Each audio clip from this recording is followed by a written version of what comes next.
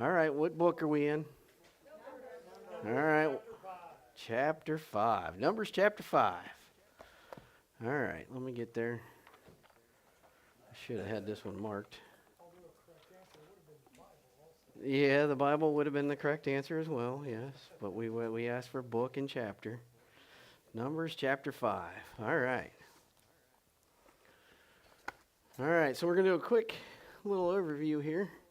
Where we've been up to this point, right? We're getting ready. The Israelites are still camped where? Mount Sinai, right? The answer's right there. I put it. Oh, sorry. Here, let me pull it as close as I can to you.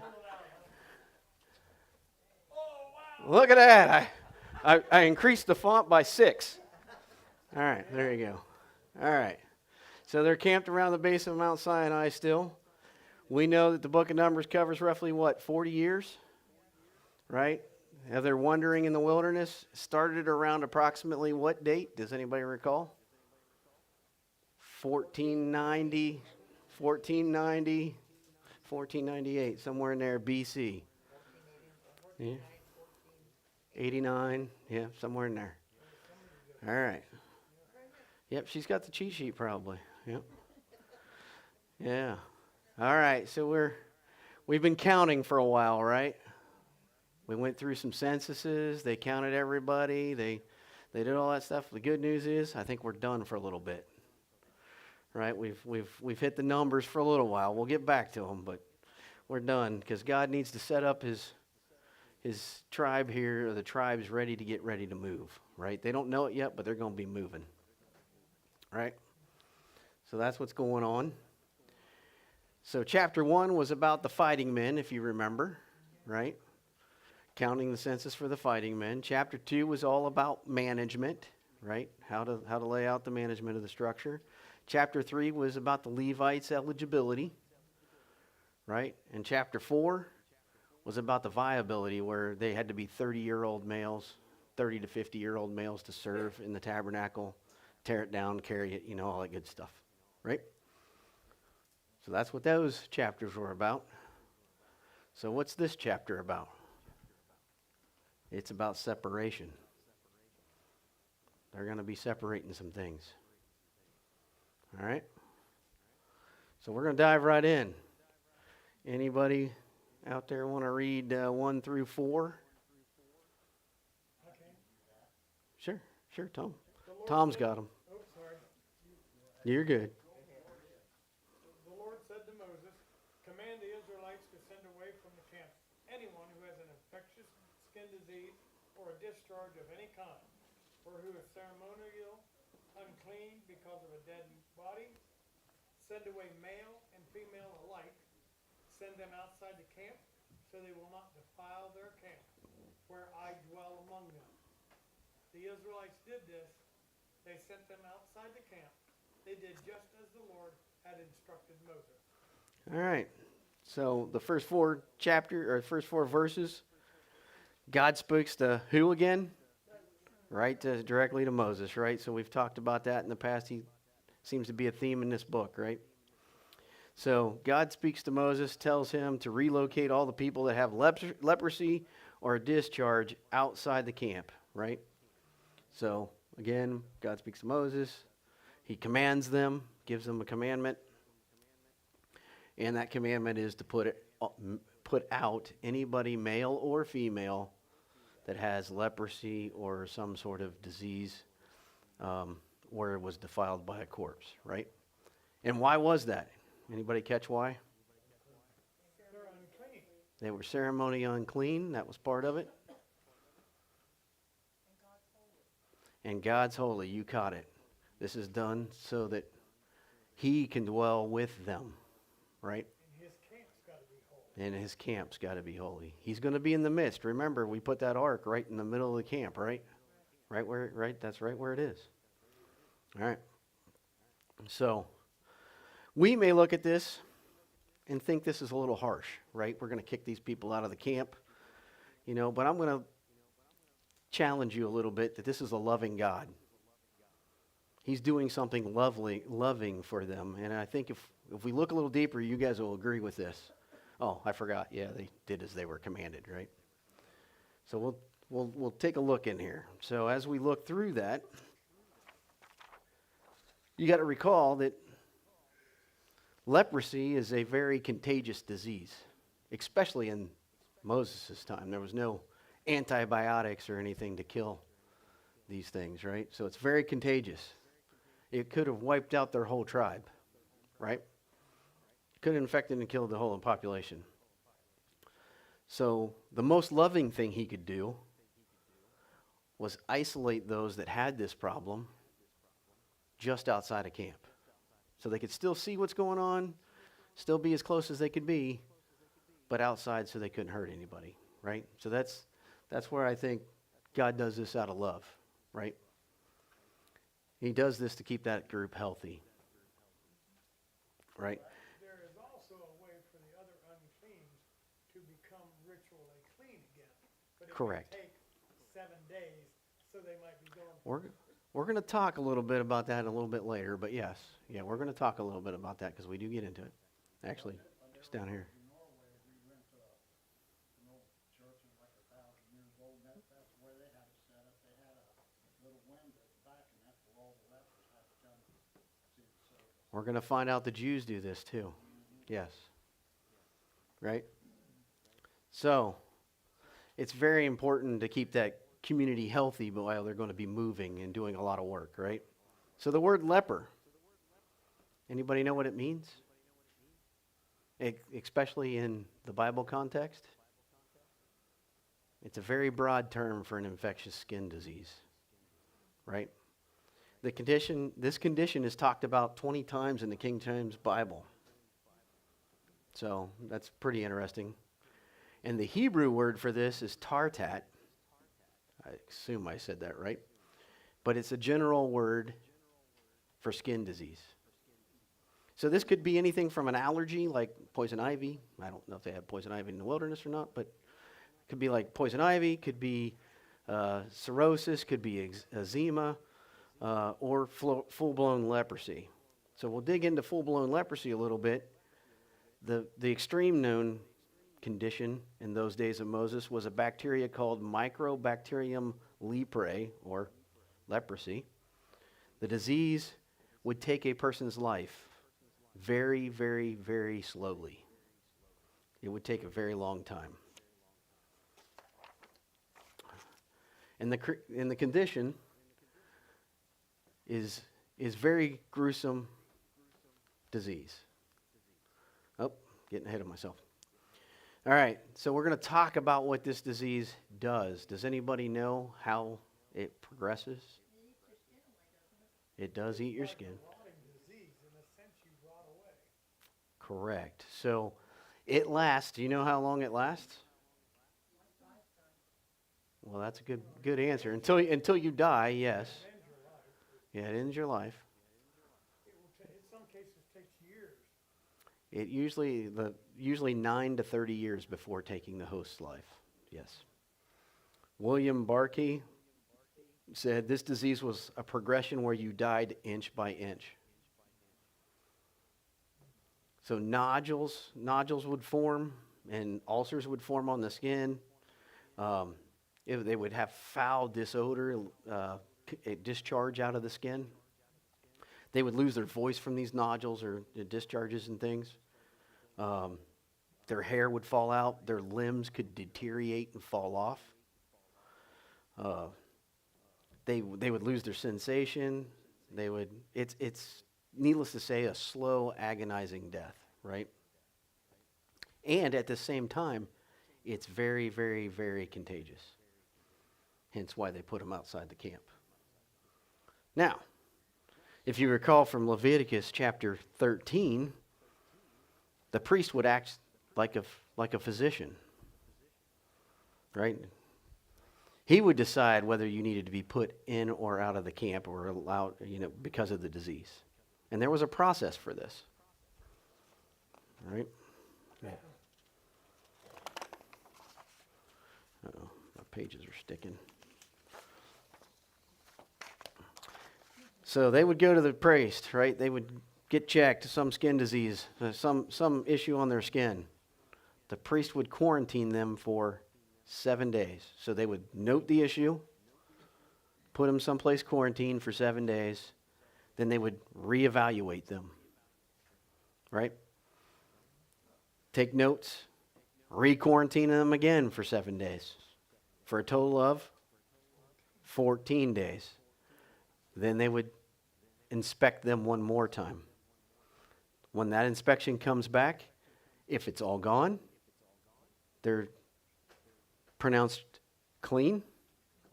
But if it's not, they're pronounced unclean. Do you know what they would do to them? They would shave their hair, which is to a Jew a big deal, right? They would tear their clothes. And by law, once they're cast out, if somebody comes within shouting distance, they had to shout what? I'm a leper, or leper. Leper, unclean, right? Yeah. So think about that for a second. This disease would tear families apart, right? I mean, think about it. It would impact their family, their worship life, their job, whatever they did, their farm, whatever, right? It would impact everything. To Gary's point, later on in Israel's history, synagogues built a room called a methazah, I think. But it's a room where the lepers were isolated. And to your point, they could look through like a crack in the wall, right? And they could see their family, they could see the priest, they could see what's going on. But that's as close as they could get. So, that's how you spell it, by the way. I don't know how to pronounce it, I guess. So there wasn't any cure for this? No cure at that time, no. Nope. Leprosy was still noted pretty well up into the 1900s, too. Correct. And there's still cases today. Yeah. There's still cases today, right? But we have doctors and medicines and things that can fight that today. So, knowing how bad leprosy is, how impactful is the story of Jesus and the leper? Think about this. It's illegal, right? Right? It's illegal to be close to that person. Well, we're going to get to that. Yep. Right? It's illegal in Jesus' day to come close or even touch the leper. It would make him ceremonially unclean. But yet, if you're God, you can touch him and you can heal him. And that's exactly what Christ did. So, now you know what was that guy? I can't think of the guys. Now you know the whole story. Now the rest of the story. Yeah, that's it. All right. Who wants to read 5 through 10? We're going to talk about confession now. All right, Gary. And the Lord spake unto Moses, saying, Speak unto the children of Israel, when a man or woman shall commit any sin, that men commit, do a trespass against the Lord, and that person be guilty, then they shall confess their sins which they have done, and he shall recompense his trespass with the principal thereof, and add unto it the fifth part thereof, and give it unto him against whom he hath trespassed. But if the man hath no kinsman to recompense trespass unto, let the trespass be recompensed unto the Lord, even to the priest, beside the ram of the atonement, whereby an atonement shall be made for him. And every offering of all the holy things of the children of Israel, which they bring to the priest, shall be his. And every man's hallowed thing shall be his. Whatsoever any man giveth the priest, it shall be his. Amen. All right, so here we're talking about the confession of sin, right? It was made a priority. How important it was. If an Israelite sinned against God and or his fellow Israelite, there was required to repent or confess and then make restitution, right? What was the amount of the restitution?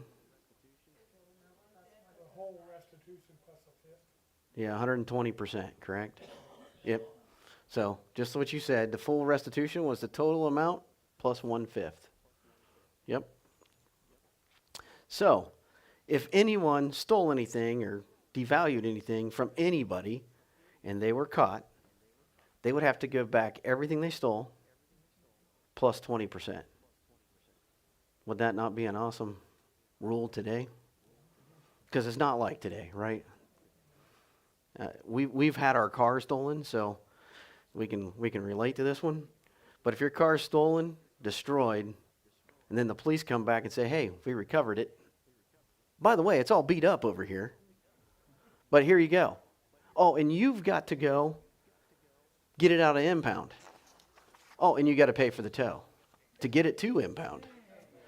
Oh, and then if you want to press charges, that's fine. You can do that. But it may take months, if not years, for it to get to court. And then if that judge actually hears it, you're probably not getting a dime. That person may go to jail, but you're probably not getting anything back. Oh, and on top of that, here's the rest of the process. You got to turn it into your insurance. And then your insurance is going to look at that claim, value your car, and then guess what? You're right. Your rates are going to go up. And guess who ends up paying?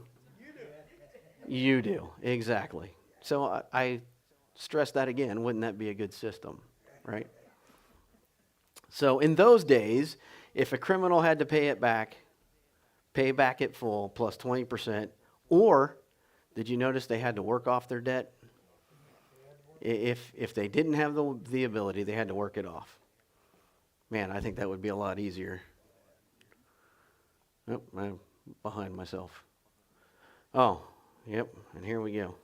So, and in this text, you know, if you sinned against the people, you also sinned against God, right? So you had to correct that with the restitution. So that's why they couldn't just ask God for forgiveness. They had to do it the right way. And he commanded them to do 3 things. Did you catch them? What was the first thing? Confess the sin, right? Confess the sin. He had to confess the sin. Then they had to make restitution to the wronged person. Yep. And then what did they have to do? Well, they had to do that. That's part of that restitution. They had to bring an offering. Yep. For forgiveness from God. Yep. All right. And if the family's victim was not alive, it went to the priest along with the offering, right? Okay. That's important. All right. So now we've got the long one that finishes up the chapter. There's 20 verses there. Yep. Anybody want to read those 20, or do we want to break it up 10 and 10? Break it up. I heard break it up, but are you volunteering to read it? Larry wants to read them. You're going to read the whole spiel. Got it. All right, we're all in. I like it.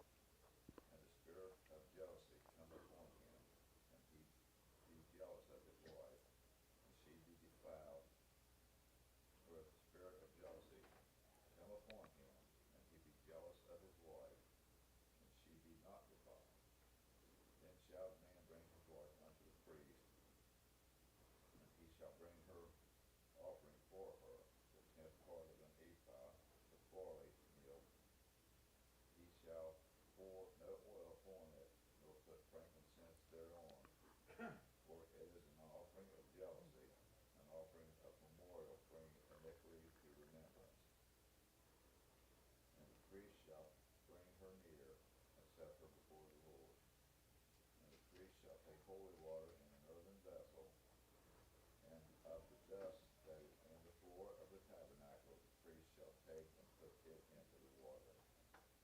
And the priest shall set the woman before the Lord, and uncover the woman's head, and put the offering of memorial in her hand, which is the jealousy offering. And the priest shall have in his hand the bitter water that causeth the curse. And the priest shall charge her by an oath, and say unto the woman, if no man have lain with thee, and if thou hast not gone aside to uncleanness with another instead of thy husband, be thou free from this bitter water that causeth the curse. But if thou hast gone aside to another instead of thy husband, and if thou be defiled, and some man have lain with thee beside thine husband, then the priest shall charge the woman with an oath of cursing, and the priest shall say unto the woman, the Lord make thee a curse and an oath among thy people, and the Lord doth make thy thigh to rot and thy belly to swell.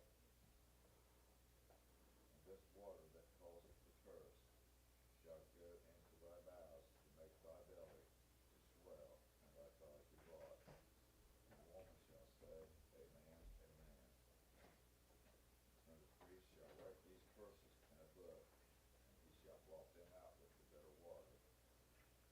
And he shall cause the woman to drink the bitter water that causeth the curse. And the water that causeth the curse shall enter into her and become bitter.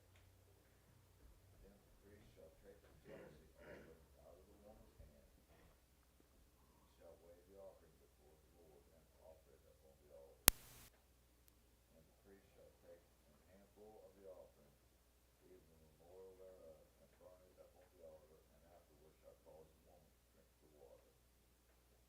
And when he hath made her to drink the water, then it shall come to pass, that if she be defiled and have done trespass against her husband, that the water that causeth the curse shall enter into her and become bitter, and her belly shall swell, and her thigh shall rot, and the woman shall be a curse among her people.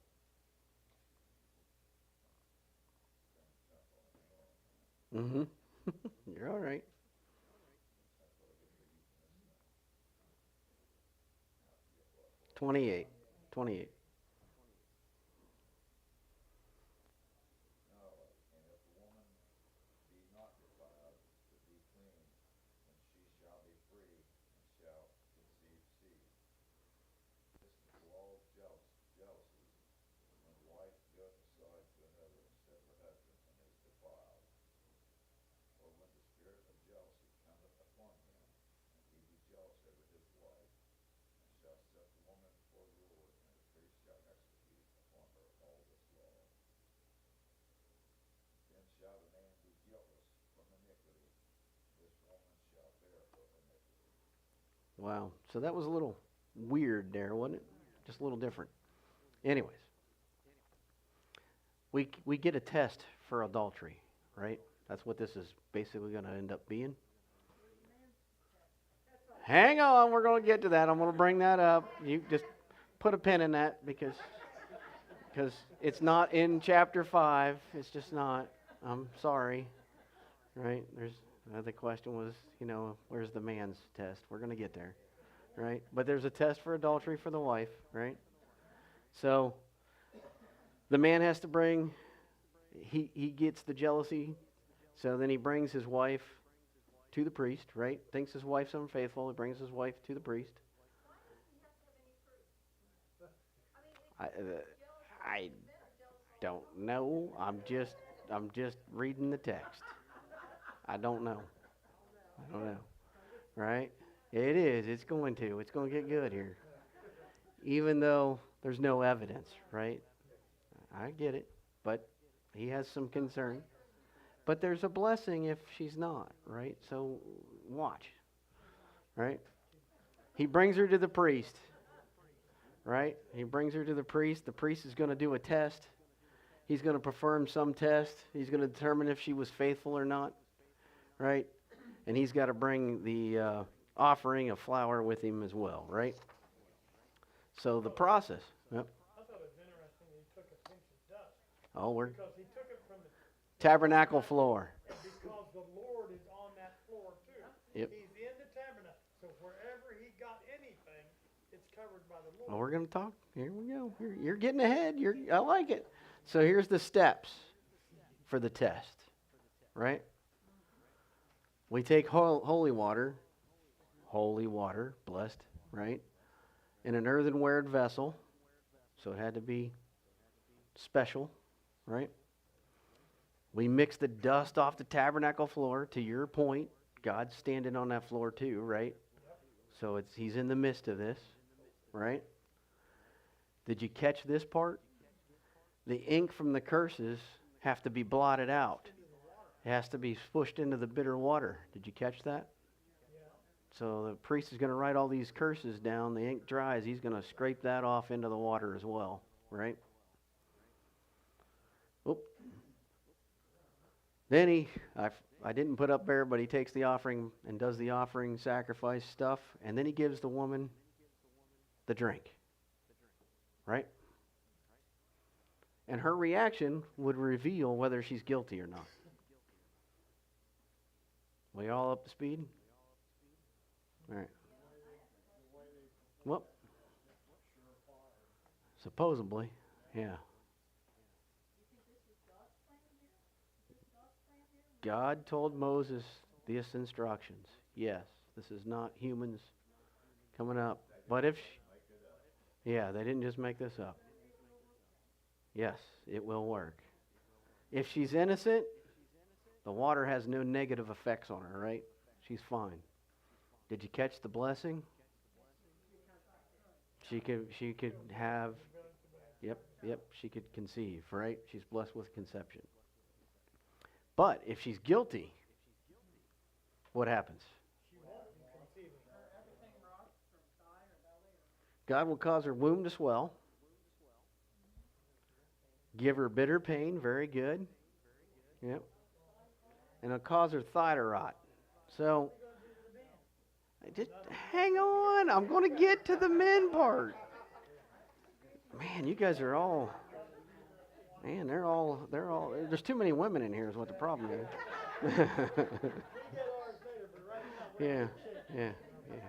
Yeah, don't worry, we're getting to get ours. Don't worry. Because I'm going to go back, I'm going to show you where it was.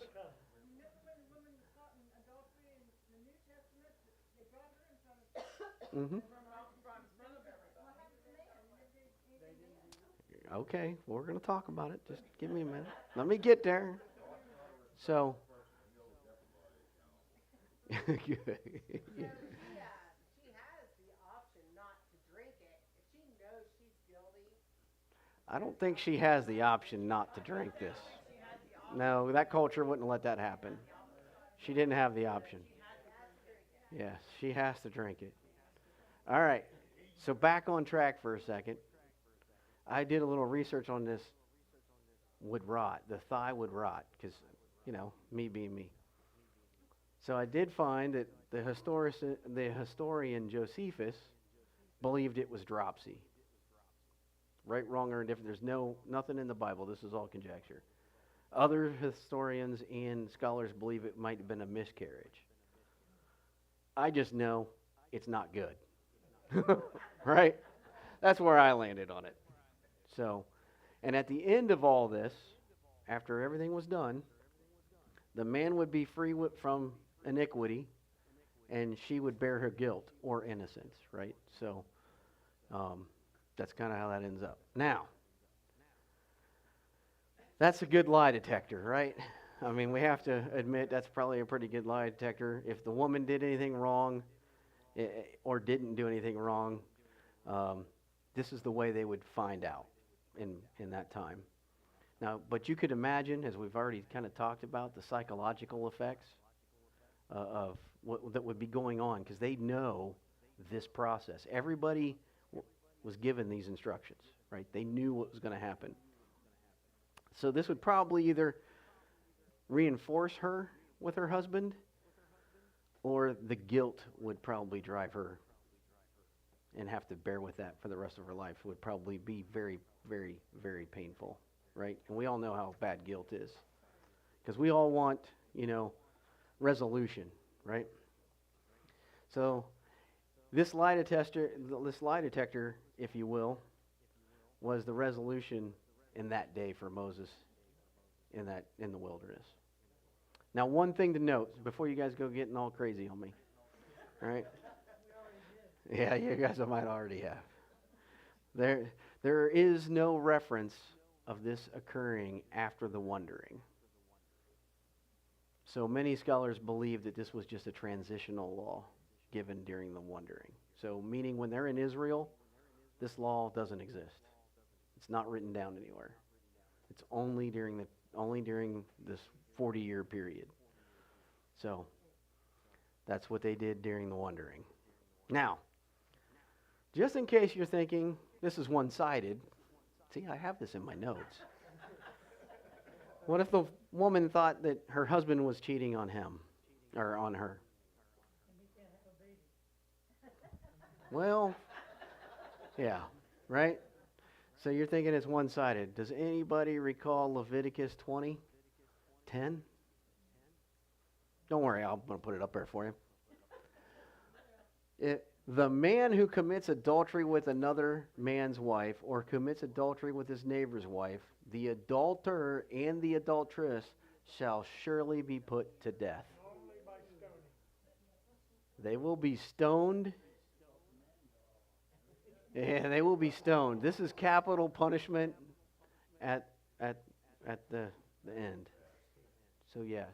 But doesn't what you just read in Numbers contradict that? Because in Numbers, she isn't stoned to death. She just has to live with it the rest of her life if she's proven guilty. But here, both of them. Mm-hmm. So they don't like. Well, you're assuming she was married to another man too, right? What if she's not? In Numbers, the husband's pretty jealous. Correct. So Correct. doesn't that contradict this where both of them get stoned to death? If she's married, if the woman he's having adulteress with, then yes, the stoning law should apply. But it doesn't in Numbers. Because the husband Again, back to the wandering time, this law only works there. Yes. Yes. Mm-hmm. What made him think his wife was committing adultery? You know, who knows? It just says the jealous spirit comes upon him. I can't read any more into that than maybe. I don't know. Correct. Yep, correct. But anyways, there's what I know. Right? Because the Bible tells me so. You're not near as good as Dawn at getting. Oh, yeah, getting off the hook, right? Yeah, Dawn's probably better. So what does this mean for us today? So this is applications for today, right? Well, the marriage covenant means an awful lot to God, right? Obviously, it's very high on God's list. It's important enough for him that one woman, one man should be married for a lifetime. We take a serious vow before God. I think I put some of this in here. And we usually say, till death do us part, something of that nature. That's why he made the commandment down so much too. Yes. Yes, that's a good joke. Yes. Right? Now, it also says, the Bible also says that he hates divorce.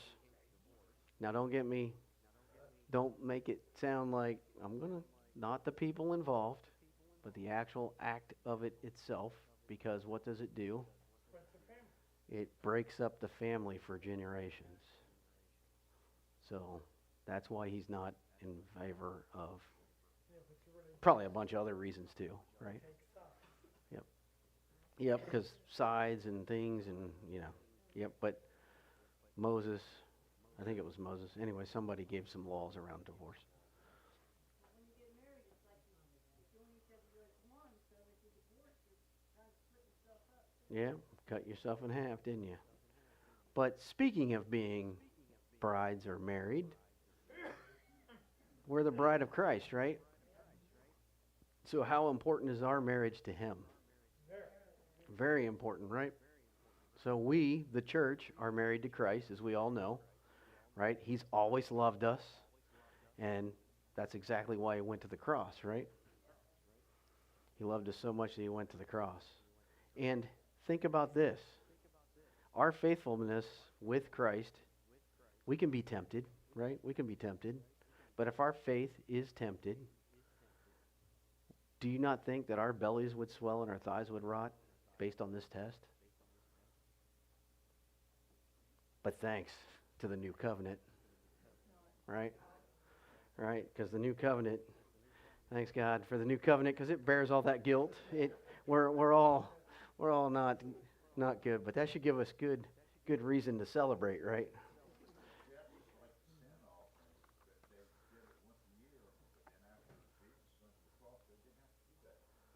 No, exactly. So, yes, he pays the price once and for all, and that's exactly what I'm saying here, is giving us the reason to celebrate, because when God looks down on us, what does he see? He sees his son, the bloodstained. Yep. All right, you guys got your question sheets out? Did you fill them out while we were going through? All right, what's this chapter all about? Very good. Separation. Separating out the uncleanliness, things of that nature. Right? Why did God have the lepers and those with discharge moved outside the camp? That was one. Holy ground. He couldn't dwell there. It was also that he loved them, right? He loved them. Disease was highly contagious. You guys got it? Okay. What is required restitution amount to be paid back? Yep.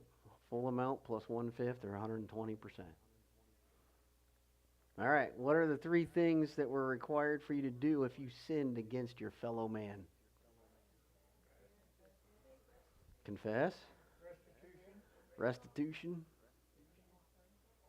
Bring the sacrifice, right? Yeah. You guys are on it. You're like batting 1,000 here. All right. What are the steps for the priest to do the test of adultery? They're on the back. Write the vow on paper, use the water to wipe it off, wipe it off. Put the holy water in a veil, right? In a vessel, right? Then tell her. Dirt off the floor. Ink. Yep. If somebody said the ink. Knows the curse is there Yep. before she drinks it. Make her drink it. Yep. Yep. All right. You guys got any questions other than the ones you already beat me up for? Yeah. And now you know the rest of the story, right? No, there was no test. The scripture stops there. Nope, they're put to death.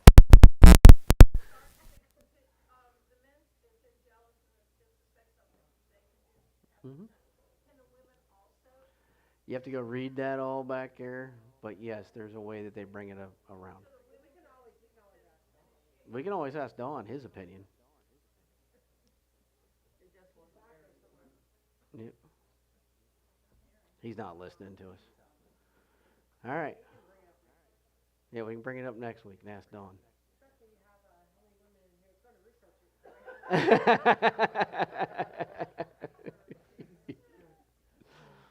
All right.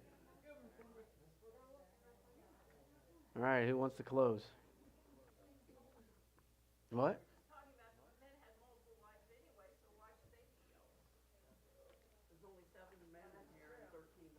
Yeah, we're outnumbered. Who's closing?